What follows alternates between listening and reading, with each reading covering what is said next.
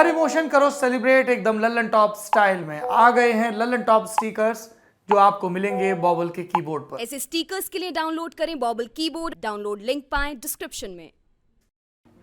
जैसा कि हमने पहले कहा था, साल 2020 और 21 कोरोना की भेंट चढ़े थे आर्थिक दृष्टि से।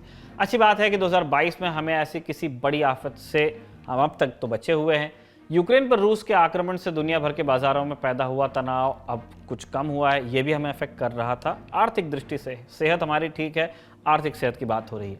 ऐसे में सही मौका है कि भारतीय अर्थव्यवस्था की रिकवरी पर बात की जाए। फिर हमारे पास साल 2022-23 की पहली तिमाही के लिए जीडीपी ग्रोथ के आंकड़े भी आ गए हैं, इनफैक्ट प्रोजेक्शंस हैं वो। तो चलिए शुरू से शुरू करते हैं।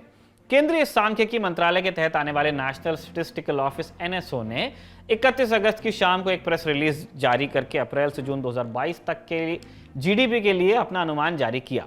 एनएसओ का अनुमान है कि पहली तिमाही में जीडीपी का मूल्य 36,85,000 करोड़ हो गया। ये पिछले साल की पहली तिमाही माने अप्रैल जून 2021 की तुलना में 13.5% ज्यादा है और ये राहत की बात है। इसी के साथ जीडीपी अप्रैल जून 2019 वाली तिमाही के 35,48,958 माफ कीजिए करोड़ के आंकड़े से आगे निकल गई है। इसका मतलब कोरोना महामारी के पहले हम जहां थे अब उससे आगे निकलने लगे हैं। यह अच्छी खबर है, लेकिन आरबीआई ने ग्रोथ का जो अनुमान लगाया था उससे एनएसओ का अनुमान पीछे रह गया है। आरबीआई ने अनुमान लगाया था कि पहली तिमाही में भारत की अर्थव्यवस्था तकरीबन 16.2% की दर से आगे बढ़ेगी, वो भी प्रोजेक्शन था, लेकिन हम 13.5 के आसपास रुक गए। इतनी बात जरूर है कि हमने ग्रोथ रेट के लुढ़कने का जो ट्रेंड था उसको पलट दिया। पिछले 4 तिमाहियों के आंकड़ों को अगर आप देखें तो कुछ इस प्रकार हैं। 2021-22 की पहली तिमाही में ग्रोथ रेट था 20.1%। 21-22 की ही दूसरी तिमाही में ये हो गया 8.5%। तीसरी तिमाही में हो गया 5.4% और चौथी तिमाही में हो गया 4.1%। इसका मतलब ग्रोथ रेट हर तिमाही के साथ लुढ़कती जा रही थी, लेकिन 2022-23 की पहली तिमाही में ग्रोथ रेट 13.5% रही। यह आंकड़ा दुनिया की तमाम बड़ी अर्थव्यवस्थाओं की तुलना में बेहतर है। बाजार पर कोरोना का असर पूरी तरह से मिटने में अभी वक्त लगेगा, लेकिन विशेषज्ञ इतना तो मान ही रहे हैं कि सबसे बुरा दौर जो था वो पीछे छूट गया। अब बस ये देखना है कि प्री कोविड पीरियड की तुलना में भारत अब कैसा प्रदर्शन कर पाता है आगे जाके। जब रूस ने यूक्रेन पर आक्रमण किया था उसके बाद से दुनिया भर की अर्थव्यवस्था का हाजमा बिगड़ा हुआ है। तेल की कीमतों के चलते महंगाई बढ़ी है, जिसके चलते ग्रोथ धीमी पड़ी है। लेकिन बीते कुछ दिनों से तेल की कीमतें $100 के आसपास बनी हुई हैं।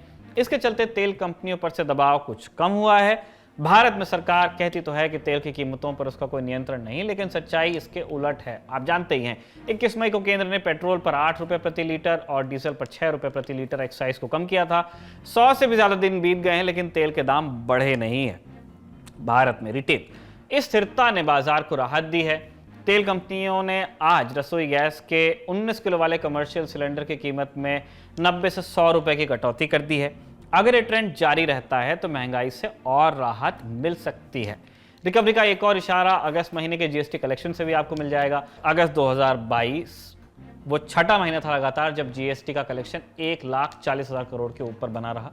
अगस्त 2021 की तुलना में अगस्त 2022 में हुआ जीएसटी कलेक्शन 28% ज़्यादा था, लेकिन ये बात ध्यान में भी रखी जानी चाहिए कि 2021 का साल कोरोना की दूसरी लहर का साल भी था जो ज़्यादा भीषण थी। इन सारे अच्छे संकेतों को अब सही संदर्भ में देखने की आवश्यकता है। दरअसल दुनिया भर में महंगाई को काबू में करने के लिए केंद्रीय बैंक, मिसाल के लिए यूएस फेड या भारतीय रिजर्व बैंक, बैंक दरों में बढ़ोतरी कर रहे हैं ताकि बाजार से नकदी को समेटा जा सके। सादी भाषा में कहें जैसे इंडिया में होता है तो रेपो रेट और रिवर्स रेपो रेट बढ़ाया जा रहा है। इससे महंगाई कम की जा सकती है क्योंकि कैश फ्लो कम होता है, लेकिन इससे कर्ज भी महंगा हो जाता है और इसी के चलते जीडीपी की रफ्तार मध्यम होने का खतरा रहता है। आईएमएफ का मानना है कि भारत की जीडीपी इस साल 7.4% की दर से बढ़ेगी। यह आंकड़ा यूक्रेन युद्ध से पहले 8.2% के आसपास था। क्या हम 7.4% का आंकड़ा छू पाएंगे? इसका जवाब आने वाली तिमाहियों के पास है। इस साल की पहली तिमाही के आंकड़े इसलिए भी ज्यादा आकर्षक हैं क्योंकि पिछले साल अप्रैल से जून के बीच महामारी का सबसे बुरा दौर चल रहा था, जैसा कि आप जानते हैं। तब लॉकडाउन 2022 की तरह सख्त नहीं था, लेकिन बाजार सुस्त तो हुए ही थे। ऐसे में तब के प्रदर्शन को पीछे छोड़ना हमारे लिए अपेक्षाकृत आसान था। चूंकि बीते साल की दूसरी तिमाही से बाजार ने नुकसान की भरपाई शुरू कर दी थी, इसलिए उस प्रदर्शन से बेहतर करना इस साल हमारे लिए थोड़ा मुश्किल हो सकता है, चैलेंज है। ऊपर बताए कारणों के चलते जीडीपी की रफ्तार कुछ कम होना भी लाजमी है। इस बात की प्रबल संभावना है कि आईएमएफ के जो 7.4% का जो अनुमान है हम उससे पीछे छूट जाएं, लेकिन तब भी विकास दर के मामले में हम अमेरिका और चीन जैसी बड़ी अर्थव्यवस्थाओं से आगे रह सकते हैं। तो हमें ये देखने की ज़रूरत है कि हमारा ग्रोथ रेट आगे किस तरह से पैन आउट होता है, आगे के क्वार्टर्स में किस तरह का प्रदर्शन रहता है, और जब हम महंगाई को कम करने के लिए कदम उठा रहे हैं तो उसका असर हमारे ग्रोथ पे किस तरह का पड़ता है। लल्लन टॉप का सबसे ठस, ठेठ और ठसकदार बेबी आ गया है लल्लन टॉप का पॉडकास्ट, जिसका नाम है बाजा, और ये बजेगा सिर्फ लल्लन टॉप ऐप पर।